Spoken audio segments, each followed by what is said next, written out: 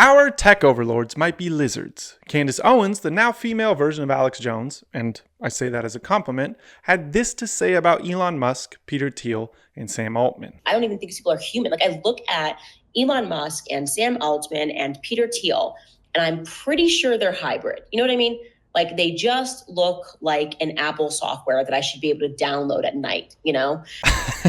Calling someone an Apple update is officially my new favorite insult. Now, are they lizards? I don't know. I'm not a geologist.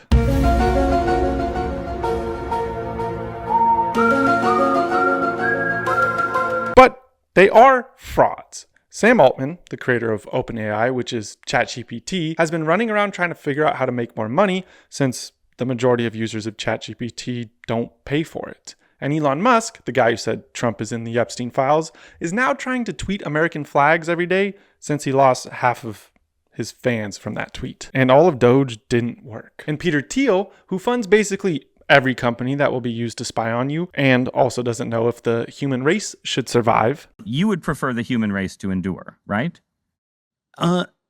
You're hesitating. Yeah, well, Yes? I don't know. I would This is a long hesitation. I gotta say, that is the most convincing clip of someone being a lizard since Mark Zuckerberg couldn't drink water. Time limits will be and must be strictly enforced given the numbers that we have here today. If you're over your time... So, they all have shapeshifted their opinions. Get it? Like a lizard person would? F you, I thought it was funny. These tech overlords promised a utopia, that they would cure cancer, that life would be better. But no! Instead, we got ChatGPT lying about The Sopranos. No, really, it lied to me about The Sopranos. And they even whacked an intern who was a whistleblower. Elon said he was going to save the world. He gave us an anime AI companion girlfriend in a town square just full of bots. And Peter Thiel literally doesn't know if the human race should continue. These are the most powerful people on Earth who said they would improve your life, but are actually just ruining it. They might be lizards. Candace also might be crazy. But she did uncover that the French president's wife might be a man, which is why Macron had people rob the Louvre.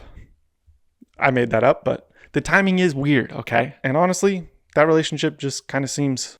It feels a little fake and gay. Welcome to the Desk Side Rants. I'm your host, Gary. The CIA may have just been caught in Venezuela. Venezuela claims to have captured a CIA group and accuses them of plotting a false flag attack. Supposedly, this group was going to attack an aircraft carrier and blame it on Venezuela to spark a U.S. war. Now, they have showed no proof of this, but the U.S. government enters wars this way like Hollywood does Fast and the Furious movies.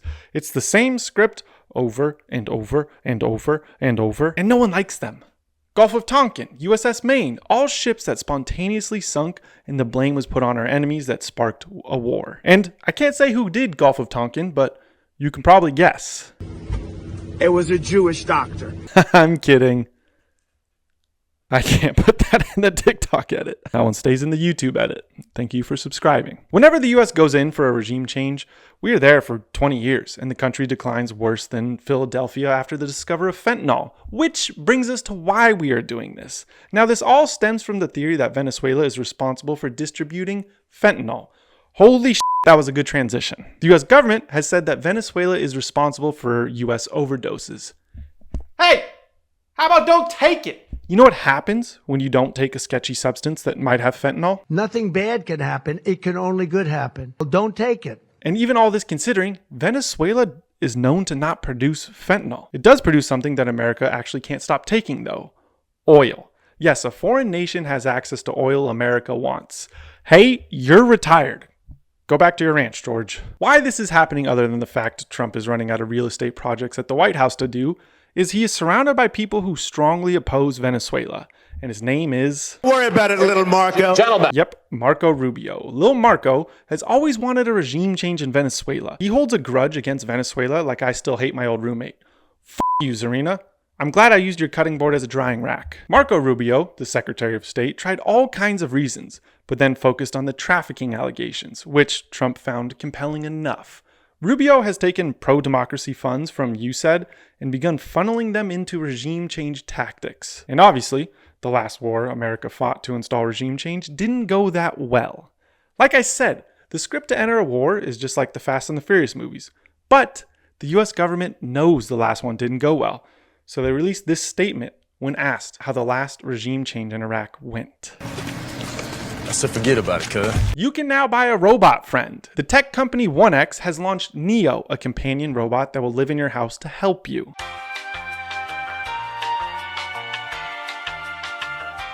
That just looks like how every open relationship starts in the suburbs. What the fuck? That's the founder, Burnt. The man, yes, that's his name. The man leading this company. And of course this guy needs a robot friend. He also needs eyebrows. The robot was recently launched about a partner that can help you with all your daily chores. But people are going to try to it. People's electronic mattresses didn't work when AWS was down. Now, your girlfriend will just spontaneously not respond to you. That's actually its most human feature. It's definitely not a bug, that's a feature. Now, these things will run off data, and in order to get data, a lot of them will be controlled remotely at first. Just one little catch.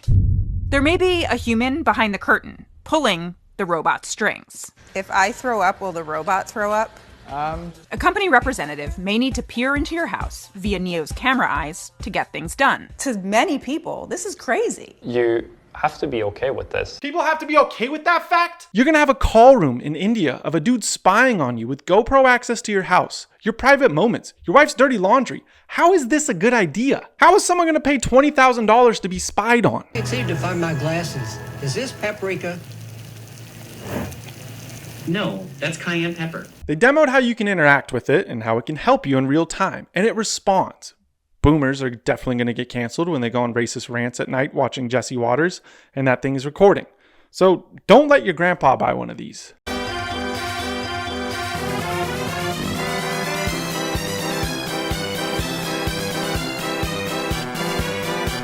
Hey, yo, what the f***? If I wanted someone to never load the dishwasher, I would just not buy this and keep avoiding loading the dishwasher myself. My wife's at work, so I'm safe to say that. Latinas find out everything. And there will probably be people who buy this. $500 a month for a friend is basically the Silicon Valley version of a frat, which ironically, frats are just alcoholic bots.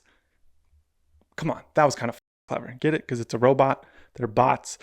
You, subscribe. But this isn't good for society. Who is Arnold Schwartz, not going to finish his name, going to have an affair with now? The Terminator hooking up with a Terminator? The only one who would like that is Zuckerberg, that little robot. But it is going to bother you because you're human, and I was human. I am human, still. When did the White House become a content house for influencers? The White House is basically like those own houses, but instead of other people, they're all of us. A couple weeks ago, the White House press secretary that has resting Trump face was answering questions from a reporter about the rocky history of Budapest and Ukraine. The journalist asked, who suggested Budapest? And to which the White House press secretary responded, your mom did. All right, listen, I hate that woman, but it's kind of funny that the White House is proud of your mom jokes. But it's also kind of terrifying that the White House is making your mom jokes. I'm defending journalists. God damn it. But this COD lobby of politicians continued their jokes. With the No Kings protests that just happened, Trump posted a video of himself dumping feces on protesters from crowds. It's funny. It's a little funny. Let's be real. When AI slop was invented, none of us could predict that the president of the United States would be using it to dunk on liberals. But it's happening. But this is tactical. The administration thinks if they post things that will get retweets, we will forget about the Epstein files. And it's working. A photo of Trump as Master Chief got half the people who cared about the Epstein files to compliment the photo. Homeland Security hired some dude from 4chan to make AI propaganda photos to boost recruitment, and all the comments support it. This is the evolution of modern politics. Politicians used to just be lizard people. We rarely saw them. They only appeared randomly to warm their blood, vote, and then just disappeared.